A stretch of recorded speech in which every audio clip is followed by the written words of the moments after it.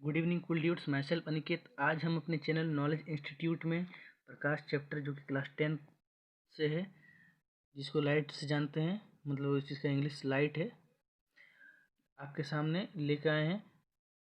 उसका part 3 video है ना। तो इस वीडियो में हम गोलीय दर्पण के बारे में डिस्कस करने वाले हैं। अब देखिए, मतलब गोलीय दर्पण के जो इंट्रोडक्शन है कि उसका ध्रुव क्या होता है, फोकस क्या होता है, फोकस दूरी क्या होता है, मुख्य अक्ष क्या होता है, उन सारी चीज़ों को हमने इससे प्रीवियस वीडियो में डिस्कस कर रखा है। आप उसे जाके वॉच कर सकते हैं ना। और अगर आपको बेसिक जानकारी है तो आप हमारे साथ इस वीडियो में आगे बने रहिए। अब देखिए, इस वीडियो में हम गोलीय दर्पण द्वारा प्रतिबिंब कैसे बनता है, प्रतिबिंब का बनना, उसके बारे में डिस्कस करेंगे। सबसे पहले हम एक एक वर्ड, मतलब किसी टॉपिक को पढ़ने से पहले हम एक एक वर्ड की जानकारी लेना अति आवश्यक समझते हैं।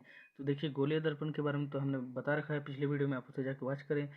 और हो सके तो आप अपने टेक्स्ट बुक से पढ़ लें, लेकिन कैसे भी करके आपको जानकारी होनी चाहिए।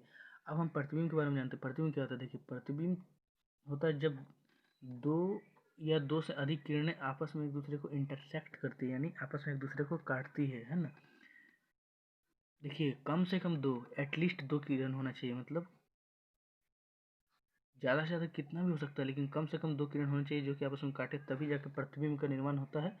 समझे? तो वही चीज़ मैंने देखिए यहाँ पे बता रखा है आपको। ये देखिए, अब देखिए, हम गोलीय दर्पण के दो पार्ट होते हैं, एक होता है अवतल दर्पण, एक होता है उत्तल दर्पण। तो उनके बारे में हम डिस्कस करेंगे कि उनमें कैसे प्रतिबिंब बनता है, जब डिफरेंट डिफरेंट पोजीशन में, जब अलग अलग स्थितियों में रखा जाता है वस्तु को। जैसे कि अवतल दर्पण में आप अगर पढ़ चुके होंगे आप, तो 6 केस होता है, और उत्तल दर्पण में 2 केस होता है। तो देखिए, उनका मैंने उनके बारे में डिस्कस करने से पहले हमें जानना हो कि गोलीय दर्पण जो जिससे वे मतलब जन्मे हैं, मतलब जिससे उनका बर्थ हुआ है, मतलब उत्तल दर्पण अवतल दर्पण गोलीय दर्पण का पार्ट है। ये मतलब कहने का क्या मीन्स है कि उत्तल दर्पण एवं अवतल दर्पण दोनों ही गोलीय दर्पण से बर्थ हुए हैं, दोनों ही गोलीय दर्पण से जन्मे, मतलब दोनों ही गोलीय दर्पण के पार्ट हैं। क्लियर? अब देखिए, इसीलिए हमको पहले जानना होगा, at first we have to know about गोलीय दर्पण द्वारा प्रतिबिंब का बनना, है ना। गोलीय दर्पण द्वारा प्रतिबिंब कैसे बनता है? तो देखिए, इसमें मैं आपको बताता हूँ, आप इसे वेरी केयरफुली आप देखिए, है ना। ठीक है, देखिए, अब देखिए, सबसे पहले हम ले लेते हैं केस 1, है ना। केस 1 में सबसे पहले हम कोई भी दर्पण एक उत्तल बनाइए, अवतल में नहीं, अवतल बना रखा है। अवतल दर्पण में आप देखिए, अवतल दर्पण ऐसे बनता है। इसमें सब नोटेशन दे दीजिए, ये पी है, ये एफ है, ये सी है। क्लियर? ये पी है, ये एफ है, ये सी है। अब कोई भी यहाँ वस्तु ले लीजिए। तो देखिए, मैंने एक नेचुरल वस्तु, मतलब नेचुरल ले लिया, जो कि है सूरज, सन, है ना। अब देखिए, सभी चीज़ें मैंने बता रखा है ना। अब देखिए, यहाँ से अगर प्रकाश की किरणें आती है, प्रकाश की किरणें ऐसे आती है। और देखिए, यहाँ पे देखिए, ये मुख्य अक्ष है, और जब मुख्य अक्ष के समानांतर प्रकाश की किरणें होती है तो ये परावर्तन होने के पश्चात फोकस से होकर गुजरती है। ये पहला नियम है, ये आपको बहुत ही ध्यान से देखना है। जब देखिए, अवतल दर्पण या उत्तल दर्पण कोई भी दर्पण हो, लेकिन जब गोलीय दर्पण में मुख्य अक्ष के समानांतर, मतलब इसके पैरेलल प्रकाश की किरणें आती है, तो ये परावर्तन के पश्चात, मतलब रिफ्लेक्शन के बाद मुख्य अक्ष के मुख्य फोकस से होकर गुजरती है, मतलब एफ से होकर गुजरती है। क्लियर है? ये देखिए, ये पहला नियम है, आपको ध्यान में रखना होगा। अब देखिए, जो दूसरा है, ये भी देखिए, आप अपने नोटबुक या कॉपी, जिसमें ही नोट्स, अपने नोट्स खुद बनाए तो बेटर होगा, है ना। देखिए, उसमें नोट करते जाइए। क्लियर? अब देखिए, जो दूसरा है ना, दूसरा को आप ध्यान से देखिए। अब फिर से हम एक अवतल दर्पण लेते हैं। मैंने कहा कि उत्तल दर्पण में आप ले सकते हो, कोई इसमें ही नहीं है, डाउट नहीं है ना। मैं उत्तल दर्पण में भी अगर आप चाहेंगे तो मतलब कमेंट सेक्शन में लिख सकते हैं, हम बना के भेज देंगे। लेकिन मैं आपको बता रहा हूँ कि उत्तल दर्पण में सेम बनेगा, केवल उसमें इमेजिनरी लाइन से बनता है, मतलब काल्पनिक से बनता है ना। जब मैं उत्तल दर्पण की डिस्कस करूँगा तब मैं उसमें बता दूंगा।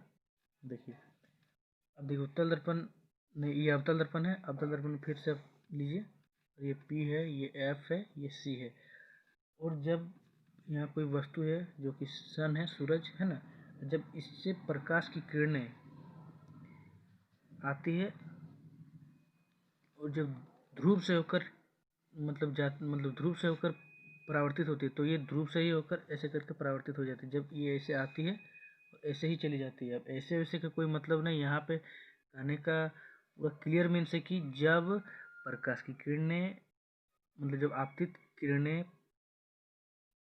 दीप्त वस्तु से होकर आती है, और जब ध्रुव वो टकराती है तो वो ध्रुव से ही होकर वापस चली जाती है। और यहाँ जो एंगल बनता है, ये देखिए, ये दोनों के बीच जो एंगल बन रहा है, ये एंगल को मान के चलिए आई, है ना। हम मान के नहीं, ये एंगल ऑफ इंसिडेंट आई, मतलब आपतित किरण, जिसे कि हम एंगल आई से डिनोट करते हैं, आपतन कोण। और ये परावर्तित किरण जो कि है रिफ्लेक्टेड एंगल, है ना, जो कि है परावर्तन कोण, इसे हम एंगल आर से डिनोट करते हैं। यहाँ दोनों ही बराबर होंगे, क्लियर है, क्योंकि देखिए ये परावर्तन की घटना है, जैसे ये देखिए ये आपतित किरण, ये परावर्तित किरण, ये लंब उसी प्रकार का है, इसीलिए, है ना। ये आपको ये दोनों ध्यान रखना है। और दो है आपको, और दो भी ध्यान रखना है, मैं आपको बता रहा हूँ। ये देखिए पूरा विजिबल होगा, है ना। अब देखिए और दो मैं आपको बता रहा हूँ। अब ये तीसरा केस है, देखिए मैं टेक्स्ट बुक के हिसाब से नहीं बता रहा हूँ, उसमें सीरियल वाइज मैं आपको अपने एक्सपीरियंस के हिसाब से बता रहा हूँ। ये दोनों मतलब चारों ही टेक्स्ट बुक्स में मतलब सीरियल के हिसाब से, लेकिन मैं चारों बताऊँगा। और ये चारों आपको काफ़ी हेल्प करेंगे अवतल दर्पण एवं उत्तल दर्पण के किरण आरेख खींचने में, है ना। देखिए अब फिर से हम अवतल दर्पण देखते हैं।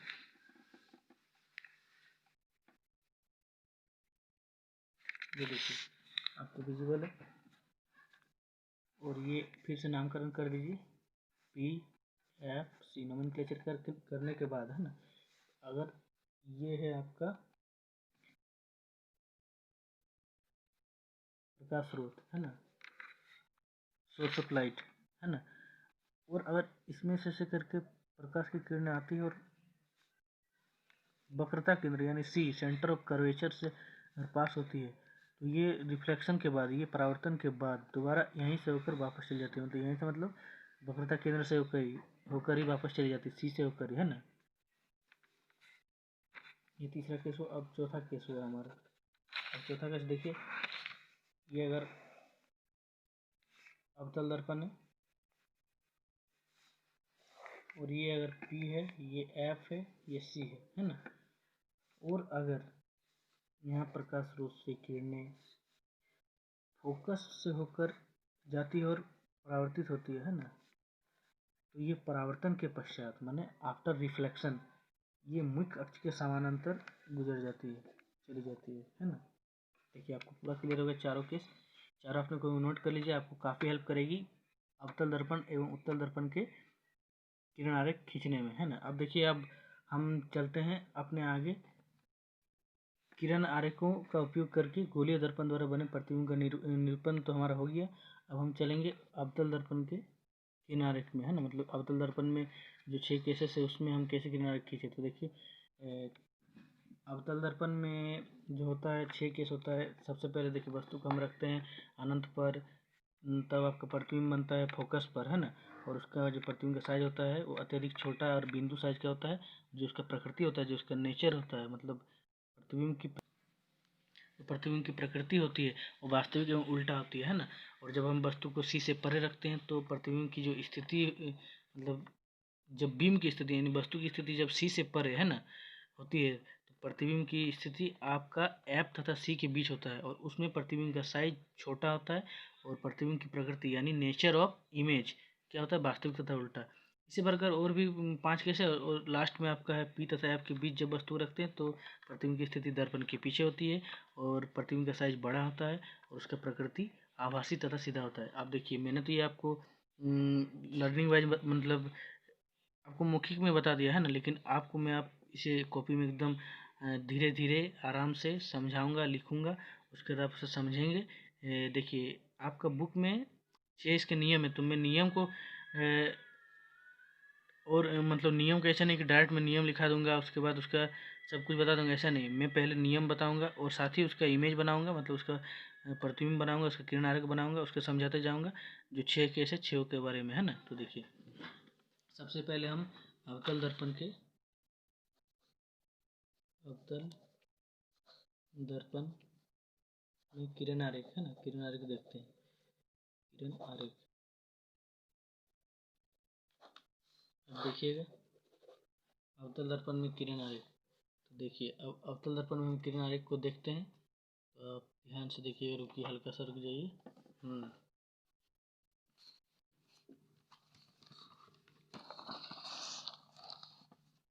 अब देखिए अवतल दर्पण में हम किरण आरेख देखते हैं, तो सबसे पहले आपका अवतल दर्पण में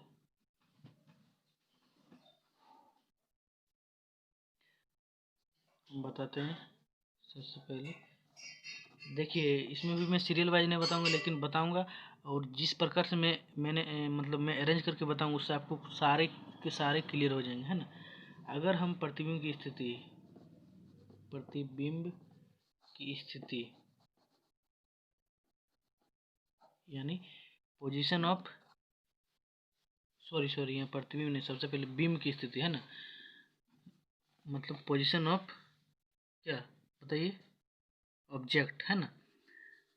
अगर हमारा होता है कहाँ बताइए, सी से परे, तब देखिए बीम मतलब होता है वस्तु, है ना, जिसको ऑब्जेक्ट बोलते हैं, ये ध्यान रखिए। जब सी से परे होता है तो आपका प्रतिबिंब का स्थिति कहाँ होता है, तो आपका प्रतिबिंब का स्थिति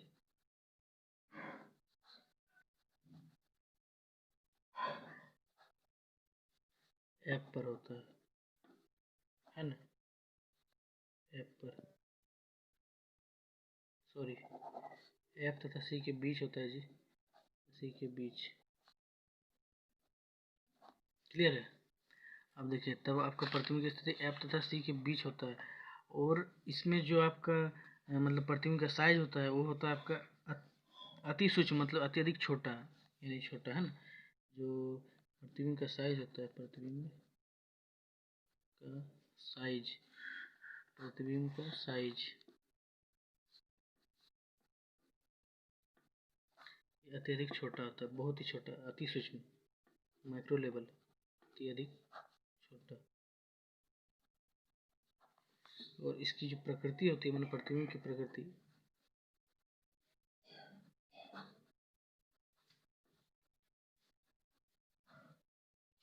ये होता है आपका वास्तविक तथा उल्टा,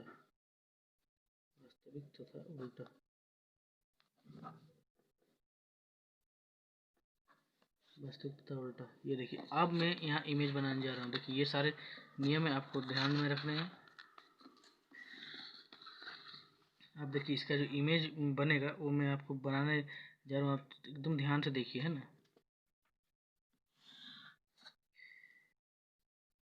देखिए, सबसे पहले आप ध्यान दीजिए, हमारा वस्तु है सी से परे, उसमें तब प्रतिबिंब की स्थिति एफ तथा सी के बीच में, और जो एक चीज़ में यहाँ पे हल्का सा मिस्टेक, काफ़ी सिली मिस्टेक है, ये देखिए, ये जो है प्रतिबिंब का साइज ये अत्यधिक छोटा नहीं होगा, ये सिर्फ छोटा होगा, है ना जी। प्रतिबिंब की प्रकृति वास्तविक तथा उल्टा। अब देखिए, यहाँ पे मैं बताने जा रहा हूँ, हाँ। ये देखिए, ये आपका सबसे पहले अवतल दर्पण कैसे, तो सबसे पहले आप अवतल दर्पण बनाइए।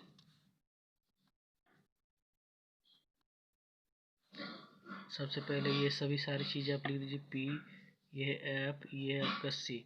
जब वस्तु आपके यहाँ सी से परे यानी इधर इधर कहीं भी, है ना, लेकिन मुख्य अक्ष में ही रहना चाहिए, तो वस्तु ऐसे है, क्लियर। अगर आपका वस्तु देखिए ऐसे है, तो सबसे पहले आप तो क्या कीजिएगा, यहाँ से वस्तु के यहाँ नामकरण कर दीजिए ए बी, यहाँ से आप प्रकाश किरणें लगाएंगे। देखिए, अब मैंने आपको क्या सिखाया, जब मुख्य अक्ष के समांतर प्रकाश किरणें तो कहाँ से पार होती है, ये फोकस से पार हो जाएंगी। ये देखिए, और फोकस से पार। अब देखिए, फोकस से तो ये किरणें पार हो गई। अब मैंने पहले बताया कि प्रतिबिंब बनने के लिए दो तो किरणें मतलब अति आवश्यक होती है, जो कि एक दूसरे को प्रतिच्छेद करे। तो देखिए, एक किरण हमने यहाँ से लिया, अब आप अपने से सोचिए कि दूसरा किरण हमें कहाँ लेना चाहिए, सोचिए। दूसरा किरण आप अगर देखिए, हमारा जब सी से परे है तो प्रतिबिंब कहाँ बना चाहिए, एफ तथा सी के बीच। कौन से किरण को लाएं जो कि काट के एफ तथा सी के बीच बनाए, ये देखिए, अगर हम किरण को यहाँ से इस ध्रुव से पास करें, देखिए ये ऐसे पास हो जाएंगे, मतलब ऐसे ध्रुव से पास करें तो यहीं से चली जाती है किरण। देखिए, ये जो यहाँ कटा है, ये देखिए ऐसे बना है, एफ तथा सी के बीच बना है, ये देखिए। और इसका प्रकृति क्या था, वास्तविक तथा उल्टा, तो ये होगा ए डैश, ये होगा बी डैश। अगर आवाज तरह से रहता तो ये होता है ए डैश, ये होता है बी डैश, क्लियर है। ये देखिए, ये मैंने पहले इमेज में हल्का टाइम लिया ताकि आपको अच्छी तरह समझ में आ जाए। ये देखिए, मैंने एकदम नियम के अनुसार सभी काम किया है। जब बीम की स्थिति यानी वस्तु की सी से परे है, सी से जब परे है, ये देखिए सी से परे, तो प्रतिबिंब की स्थिति सी तथा एफ तथा सी के बीच देखिए, ये देखिए प्रतिबिंब की स्थिति एफ तथा सी के बीच, ये देखिए बीच में है, बीच में ये देखिए सी या एफ उसके बीच में। प्रतिबिंब का साइज छोटा, ये देखिए वस्तु अगर इतना बड़ा है तो प्रतिबिंब हल्का सा उससे छोटा है। यहाँ स्केल से मैंने नहीं किया, नहीं तो आपको छोटा एकदम पूरा क्लियर नज़र आता। और ये देखिए प्रतिबिंब की प्रकृति वास्तविक तथा उल्टा। ये तो रियल इमेज बना ही है और उल्टा बना है। क्लियर, मतलब वास्तविक तो बना ही है और उल्टा भी बना है। अब देखिए जो दूसरा जो केस है, जो कि हमें पहले केस में लेना चाहिए, उसे मैं अब लेता हूँ और उसे ध्यान से देखिए। सबसे पहले हम देखेंगे बिंब की स्थिति, है ना, बिंब की स्थिति। अब देखिए मैं आगे से बिंब नहीं मतलब लिख देता हूँ, चलिए ठीक है। बिंब की स्थिति, अगर बिंब की स्थिति अगर अनंत पर हो, है ना, अनंत पर, तो आपका प्रतिबिंब, तो देखिए अगर बिंब की स्थिति अनंत पर है तो प्रतिबिंब की स्थिति आपका होगा कहाँ बताइए, एफ पर। एफ माने फोकस पर, है ना। और जो प्रतिबिंब का साइज होगा, है ना, साइज, वो क्या होगा बताइए, ये अत्यधिक छोटा होगा, अत्यधिक अत्यधिक छोटा, है ना। और जो इसका प्रकृति होगा, प्रतिबिंब का प्रकृति, नेचर, है ना, उसका बिहेवियर, तो ये होगा वास्तविक तथा उल्टा, वास्तविक तथा उल्टा, है ना जी। अब देखिए हम यहाँ पर तो मतलब इसका किनारे खींचने जा रहे हैं, आप ध्यान से देखिएगा। सबसे पहला ये हमारा, और ये देखिए यहाँ और एक चीज़, आप एग्जाम में मतलब मार्क्स ना कट, इसके लिए एम एन दे दीजिएगा। ऐसे तो मार्क्स नहीं करना चाहिए, लेकिन तब भी नामकरण कर दीजिए। ये देखिए ये दूसरा, ये पहले अवतल दर्पण हमने यहाँ ड्रॉ किया, ये एम, ये एन, यहाँ से मुख्य अक्ष, ये पी, ये एफ, ये सी। क्लियर है। अब देखिए वस्तु हमारा कहाँ है, अनंत पर, अनंत यानी कि इस मुख्य अक्ष से बाहर यहाँ कहीं, है ना, अनंत। अब देखिए आपको हमेशा ध्यान में रखना चाहिए, अगर ध्यान में है तो काफ़ी अच्छी बात है, और नहीं है तो अभी से इस वीडियो से, यहीं से, इसी इंस्टेंट से, इसी समय से आप ध्यान रखिए कि अनंत से आने वाली लाइन हमेशा पैरेलल होती है, मतलब समांतर होती है। यहाँ से समांतर लाइनें आएंगी और ऐसे कर, आप देखिए ये जो समांतर लाइन है, ये तो मुख्य अक्ष के भी समांतर यानी फोकस से पास होंगी। ठीक इसी प्रकार अनंत से तो इधर से भी आ रही होंगी, क्योंकि अनंत है, हमें कुछ मालूम नहीं, इधर यहाँ से भी हो सकता है, वस्तु कितना बड़ा हो सकता है अनंत में, जानते हैं जी वस्तु, जैसे सूरज भी अनंत में ही रहता है, चांद भी। अब देखिए यहाँ से भी अगर आ रही हैं किरणें, तो ये भी मुख्य अक्ष के समांतर है, तो ये फोकस से पास हो जाएंगी। अब देखिए यहाँ पे जो वस्तु है, इसका देखिए ये ऐसे बना, अब ये देखिए इतना छोटा है कि इसको हम मान के चलते हैं कि ये मतलब उल्टा बना है ना, और उल्टा है, यानी वास्तविक ये रियल भी है ना, रियल इमेज। अब देखिए अत्यधिक छोटा है। देखिए जब बीम की और एक चीज़, ये अनंत में तो हम नहीं जानते कि कितना बड़ा वस्तु है, ये एडेस मतलब ए बी नामकरण मत कीजिएगा, कर भी सकते, लेकिन अनंत में वस्तु को न भी करने से चलेगा। और यहाँ प्रतिबिंब इतना छोटा कि देखिए यहाँ अगर एडेस बी डेस भी लिखेंगे ना उल्टा, तब भी आप विजिबल नहीं होगा, है ना। तो देखिए आप इसे ऐसे बनाइएगा एज इट इज, आपको फुल मार्क्स मिल जाने हैं। और एक बात आप ध्यान दीजिए, देखिए हमने एकदम नियम के अनुसार बनाया। अगर बीम की स्थिति यानी वस्तु की स्थिति अनंत पर है, अनंत पर, प्रतिबिंब की स्थिति ऐप पर, देखिए प्रतिबिंब यहाँ ऐप पर बना है, और साइज देखिए अत्यधिक छोटा है, तो देखिए बहुत छोटा ही बना है, बिंदु साइज का, ये देखिए बिंदु साइज भी ले सकते हैं। प्रकृति देखिए वास्तविक तथा उल्टा, ये एक्सपेरिमेंट में भी पता चल सकता है और ऐसे भी देखा गया है ना जी। देखिए हुआ। अब अगर हम, अब जो हमारा है दूसरा नंबर केस टेक्स्ट बुक के हिसाब से वो ये था, और पहला नंबर केस ये था, लेकिन हमने आपको यहाँ पहले बताया ताकि यहाँ अच्छा समझ में आ जाए कि क्या क्या है उसने, तो फिर आप बिंदु साइज में उल्टा या वास्तविक समझ नहीं पाते। अब देखिए अब जो तीसरा नंबर केस है वो हम बताने जा रहे हैं।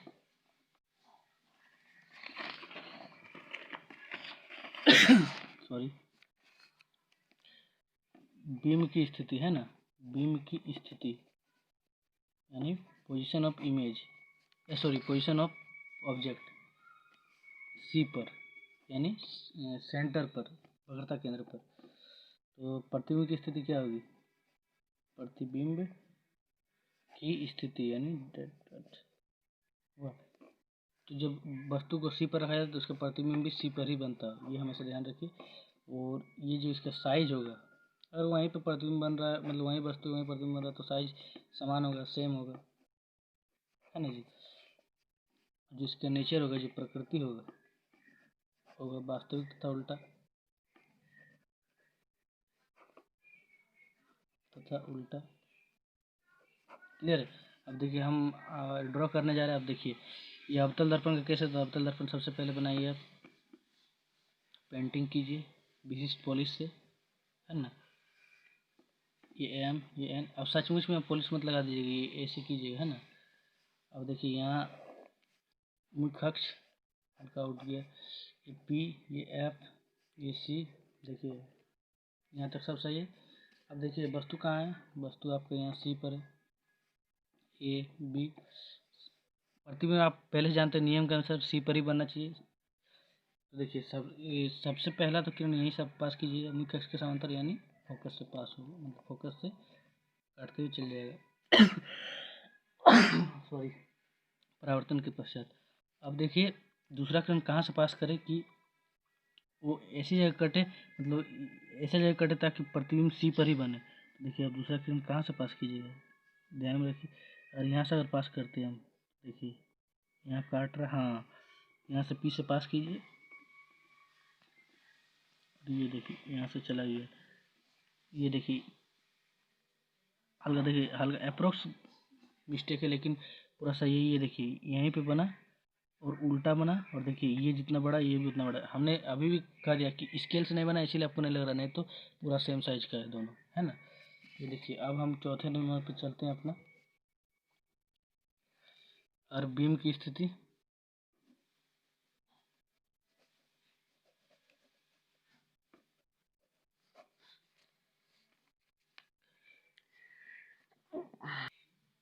अब बीम की स्थिति, अब अगर सी तथा एफ के बीच होगा, तो सी तथा एफ के बीच कैसे कीजिएगा बताइए। सी तथा एफ के बीच अगर होगा बीम की स्थिति, तो प्रतिबिंब की स्थिति, प्रतिबिंब की स्थिति,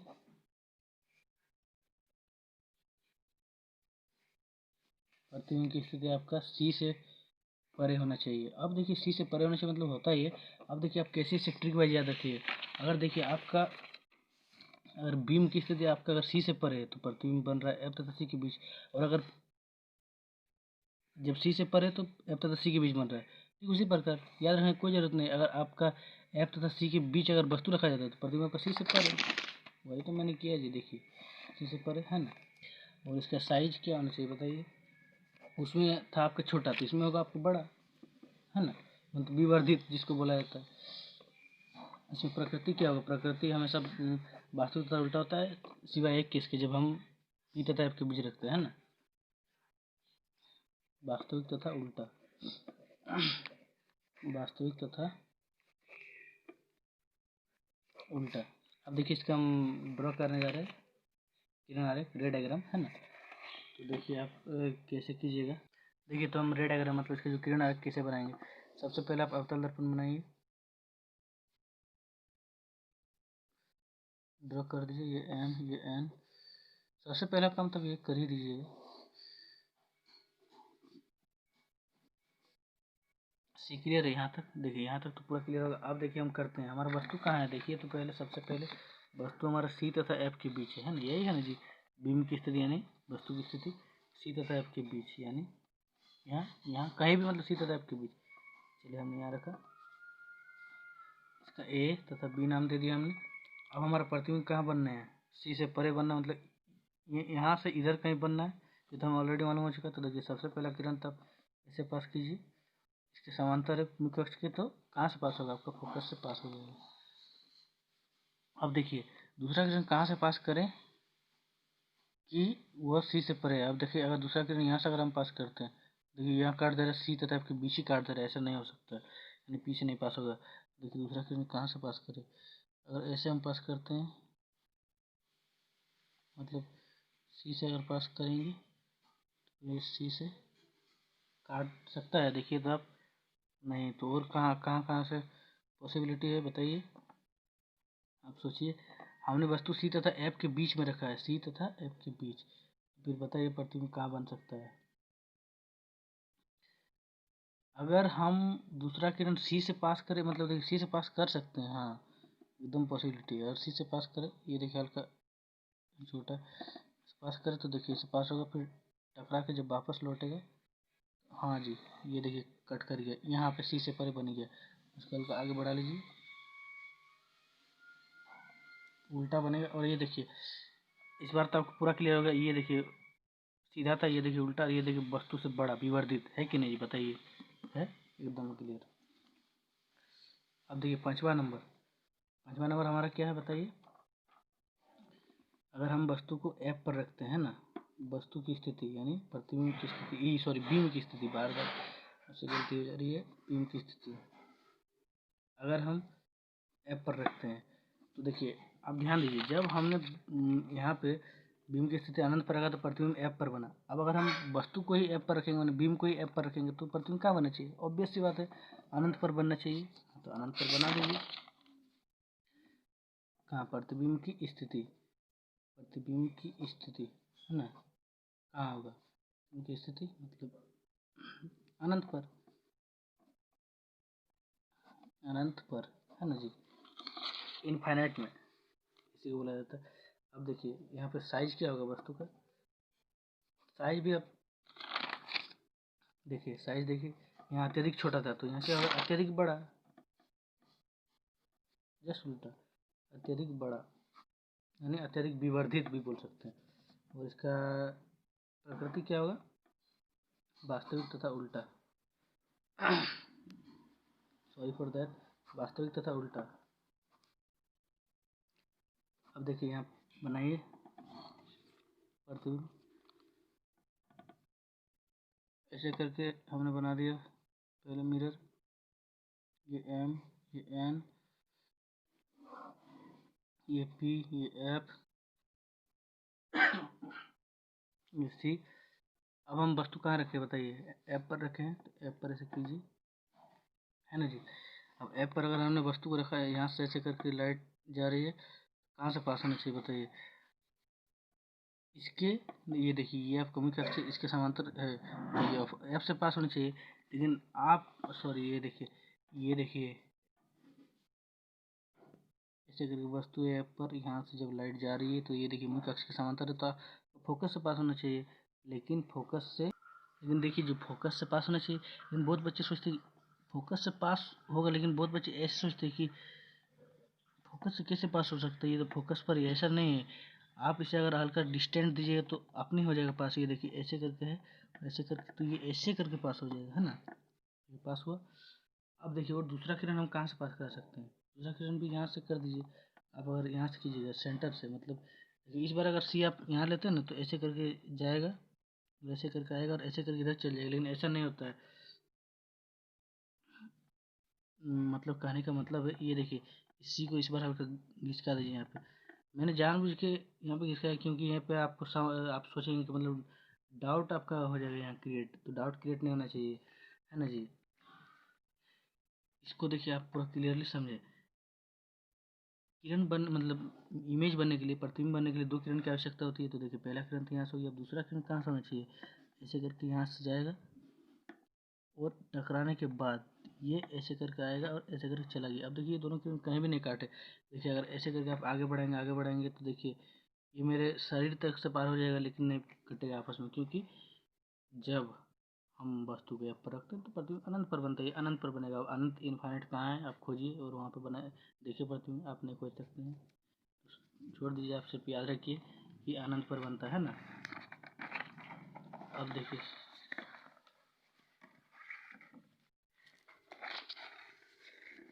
अब जो हमारा छठा केस है ना, ये छठा केस है जो उसे हम डिस्कस करते हैं। अब ध्यान दीजिए, ये काफ़ी इंपॉर्टेंट केस होता है, ये काफ़ी इंपॉर्टेंट केस होता है जब वस्तु को हम पी तथा एफ के बीच रखते हैं, पी तथा एफ के बीच, ये है वस्तु की स्थिति, है ना। तो प्रतिबिंब आपका बनता है कहाँ बताइए, प्रतिबिंब की स्थिति, तो प्रतिबिंब की स्थिति आपका होता है दर्पण के पीछे, ये स्थिति है, हल्का सा राइटिंग, दर्पण के पीछे, दर्पण के पीछे, है ना। और इस समय जो इसका मतलब आपका जो साइज होता है, ये देखिए साइज यहाँ पे मैंने बताया अत्यधिक बड़ा, यहाँ पे आपका जो साइज होता है वो विवर्धित होता है, मैंने बड़ा, है ना, साइज आपका बड़ा। और इसमें जो नेचर होता है, जो प्रकृति होता है, इस ये काफ़ी डिफरेंट होता है। देखिए यहाँ पे टोटल 6 केसेस है, इसमें 5वें केस में आपका वास्तविक तथा उल्टा होगा, लेकिन इस वाले केस में आपका आभासी तथा सीधा यानी काल्पनिक तथा सीधा, आभासी तथा सीधा होगा, समझे, आभासी तथा सीधा। ये देखिए आपको विजिबल होगा। अब देखिए इस समय हम कैसे इसका मतलब मिरर इमेज बनाया है ना, मतलब सॉरी किरण आरेख कैसे बनाया था। देखिए ये देखिए ये आपका अवतल दर्पण है, ये देखिए एम है, ये देखिए एन है, ये देखिए आपका पी है, ये है आपका एफ, ये आपका सी है ना, ये सारी चीज़ें। अब देखिए हमारा वस्तु कहाँ है बताइए, पी तथा एफ के बीच, पी तथा एफ के बीच हमने वस्तु को स्टैंड कर दिया, रख दिया है ना। इसमें ए बी, देखिए शायद केस में मेरा ए बी सब छूट गया तो आप दे दीजिएगा। ए तथा बी मतलब ए बी है। अब देखिए अगर हम यहाँ से किरण से करके खींचते हैं है ना, तो ये देखिए अब आपका किरण यहाँ से ऐसे पास होना चाहिए, लेकिन देखिए आप हल्का दिमाग लगाइए, अगर ऐसे करके हम यहाँ वस्तु रखते हैं तो यहाँ से प्रकाश की किरण निकल रही है, देखिए परावर्तित होने के पश्चात पास होनी चाहिए, कैसे पास होगी, ये तो वस्तु है जी टकरा की, ये देखिए ये तो अपारदर्शी वस्तु है, इसमें से कैसे आप लाइट पार कर देंगे, ऐसा नहीं हो सकता है। जैसे अगर आप पार कर रहे हैं और दूसरा आप कहीं से भी मतलब देखिए आपका प्रतिबिंब कहाँ बनना चाहिए, सोच रहे आप कि दर्पण के पीछे, चलिए नियम के अनुसार आप बना देंगे, वो तो है, लेकिन आपका पहला बात यही गलत हो जाता है कि ऐसे करके परावर्तन के पश्चात यहाँ से कैसे पास हो सकता है, क्योंकि ये तो देखिए ये वस्तु है, ये अपारदर्शी वस्तु है ना कि पारदर्शी वस्तु। हम मनुष्य में देखिए चमड़ा होता है, हड्डी होता है, अब उसमें से लाइट कैसे पास कर जाएगा बताइए। यहाँ तो कोई वेब फिनोमेना तो हो, मतलब वेब फिनोमेना हो रहा है, लेकिन अकॉर्डिंग टू 10 क्लास में बात कर रहा हूँ है ना जी, नहीं पास कर सकता, यानी कि ये गलत है आपका, मेरे अनुसार गलत है, लेकिन कई मतलब देखिए अब जो हो सकता है मुझे मालूम नहीं, लेकिन मेरे अनुसार ये मुझे गलत लगता है, और मैंने भी बोर्ड एग्जाम के लिए इस चीज़ को यहाँ प्रिपेयर नहीं किया था, बल्कि इसकी जगह से मैंने मेरे अपने फिजिक्स टीचर से करेक्ट करा के इस प्रकार बनाया था। ये देखिए जो कि आपकी बुक भी प्रेफर करती है, बुक ये प्रेफर नहीं करती है, आपका बुक देखिए क्या बताता है आपको। ये है आपका अवतल दर्पण, ये है आपका पी, देखिए आपको शायद विजिबल होगा एकदम, हाँ ये आपका एफ, ये आपका सी सॉरी, ये है एम, ये है एन है ना। अब देखिए अगर हम वस्तु यहाँ पी तथा एफ के बीच रख रहे हैं, अगर हम वस्तु, हाँ अब देखिए अगर हम वस्तु को पी तथा एफ के बीच में रख रहे हैं, इसका ए नाम दीजिए, इसका बी है ना, तो सबसे पहला आप किरण यहाँ से डालिए, कहाँ से डालते हैं हम, यहाँ से।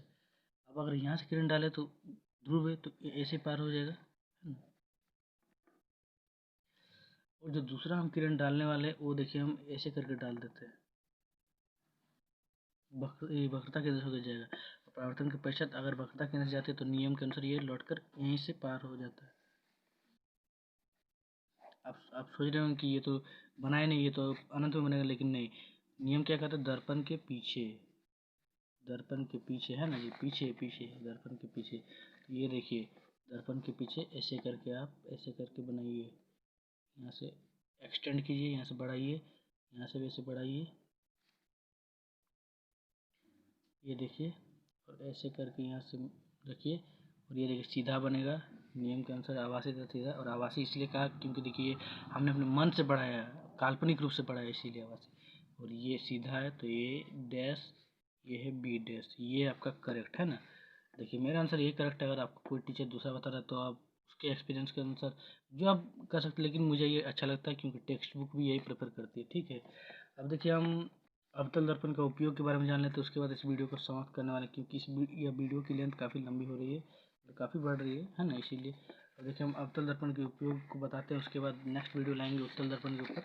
तो ये देखिए हम अवतल दर्पण के उपयोग के बारे में आपको बता देते हैं, ये काफ़ी छोटा है अवतल दर्पण का उपयोग है ना, अवतल दर्पण का उपयोग है ना। आप देखिए अवतल दर्पण का उपयोग हम बताते हैं, इसमें 4-5 उपयोग है, मैं बता देता हूँ, एग्जाम में कोई 2 उपयोग आते हैं, आप उसमें लिख दीजिएगा है ना। देखिए अवतल दर्पण का उपयोग सबसे पहले आपका वाहनों के अग्रदीप में किया जाता है, सभी उपयोग को मैं एक्सप्लेन भी करूँगा, वाहनों के अग्रदीपों में अग्रदीपों में। अब देखिए वाहनों के अग्रदीपों का कहने मतलब, वाहन मतलब होता है गाड़ी, उसके अग्रदीप, अग्र माने आगे, दीप माने लाइट, उसके हेडलाइट के रूप में किया जाता है ना जी। अब क्लियर होगा ये। अब देखिए जो दूसरा इसका उपयोग है, दूसरा उपयोग है टॉर्च या सर्च लाइट में। सर्च लाइट में आप देखे होंगे बहुत कोई, मतलब बहुत कोई नहीं, जो साइंटिस्ट लोग होते हैं अपने माथा में से करके लगा लेते हैं लाइट के रूप में। छोड़िए उसको, छोड़िए। आप डॉक्टर को देखे होंगे, डेंटिस्ट को ऐसे लगा के चेक करते हैं, ये यही है सर्च लाइट हुआ। अब देखिए यहाँ पे एक आपके मतलब और भी उपयोग है, मैं बता देता हूँ पहले, उसके बाद बताता हूँ। ये देखिए टॉर्च और सर्च सर्च लाइट। अब देखिए दंत विशेषज्ञ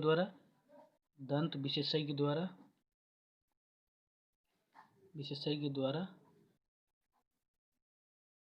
मरीजों का दांत है ना, मतलब मरीजों का जो दांत होता है, मरीजों का दांत का बड़ा इमेज देखने के लिए, मतलब मरीजों मरीजों का दांत के दांत दांत का बड़ा प्रतिबिंब प्राप्त करने के लिए, बड़ा प्रतिबिंब प्राप्त करने के लिए।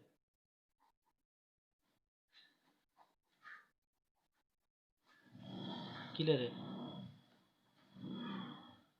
अब देखिए जो हमारा तीसरा पॉइंट बनता है, तीसरा हो गया। अब देखिए जो हमारा चौथा पॉइंट बनता है, चौथा पॉइंट है चेहरे का, है ना, चेहरे का बड़ा प्रतिबिंब देखने के लिए, देखने के लिए सेविंग दर्पणों के रूप में, सेविंग दर्पणों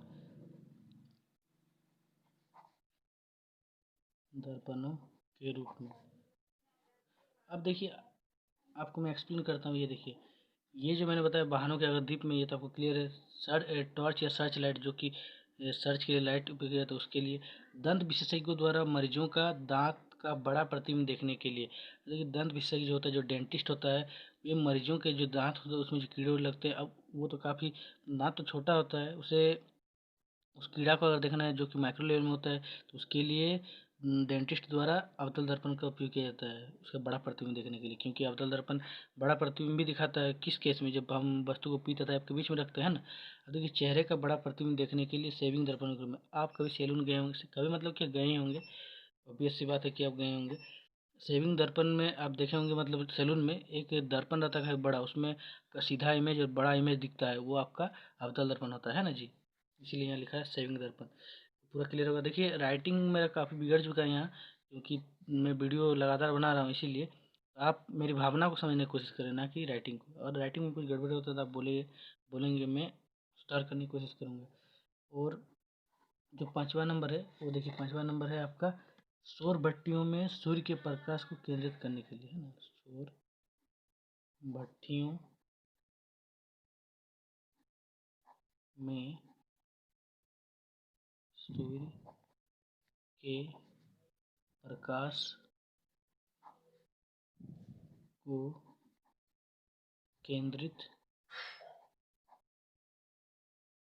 केंद्रित करने के लिए, केंद्रित करने के लिए,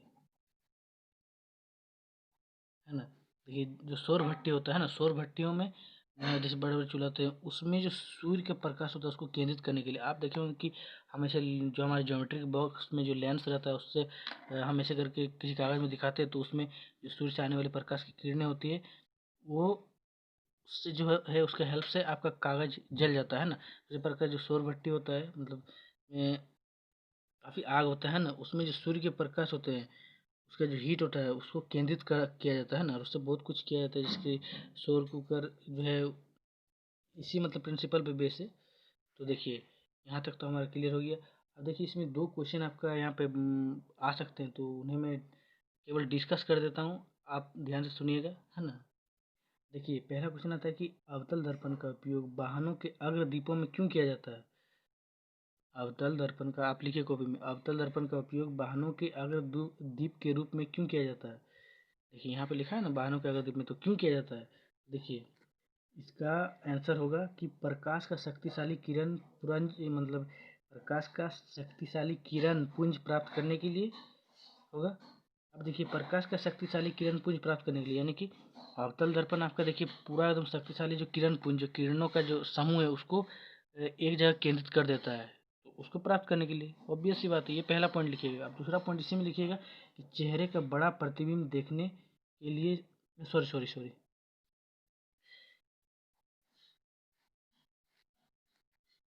मैं यहाँ लिख देता हूँ पहले क्वेश्चन, वो मेरा हल्का मिस्टेक हो गया था। देखिए क्वेश्चन को मैं लिख देता हूँ। अवतल दर्पण का उपयोग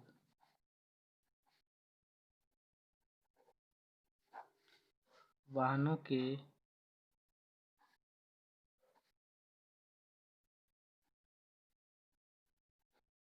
अग्रदीपों में क्यों किया जाता है,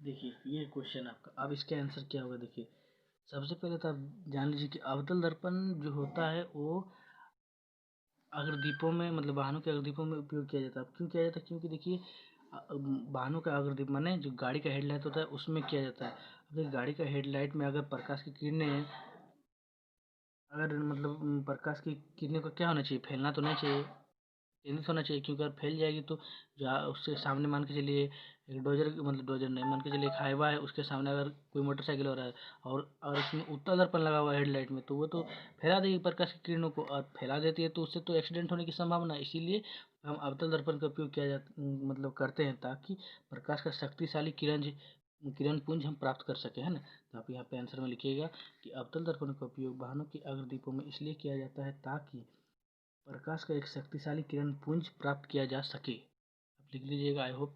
अब देखिए यहाँ पे दूसरा क्वेश्चन भी अराइज होता है कि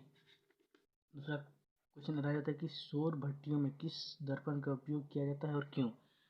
सौर भट्टियों में, देखिए सौर भट्टियों में किस दर्पण का उपयोग किया जाता है और क्यों, है ना जी। तो ये देखिए, ये तो मैंने अभी आपको बताया कि सौर भट्टियों में सूर्य के प्रकाश को केंद्रित करने के लिए अवतल दर्पण का उपयोग किया जाता है। तब लिख लीजिए कि सौर भट्टियों में अवतल दर्पण का उपयोग किया जाता है क्योंकि अवतल दर्पण के माध्यम से, मतलब उसकी हेल्प से, उसकी सहायता से हम सूर्य के प्रकाश की किरणों को केंद्रित कर सकते हैं, है ना। बस यही है। या फिर आप मतलब देखिए ऐसे लिखिएगा, मैंने आपको फिर से बताना है। देखिए सौर भट्टियों में अवतल दर्पण का उपयोग किया जाता है क्योंकि अवतल दर्पण सूर्य से आने वाले प्रकाश की किरणों को केंद्रित कर देती है। आई होप आप लिख लीजिएगा, है ना। तो देखिए इस वीडियो में इतना ही। हम मिलते हैं अपने अपकमिंग वीडियो में, मतलब नेक्स्ट वीडियो में। तब तक के लिए पढ़ाई करते रहें। Take care, bye bye.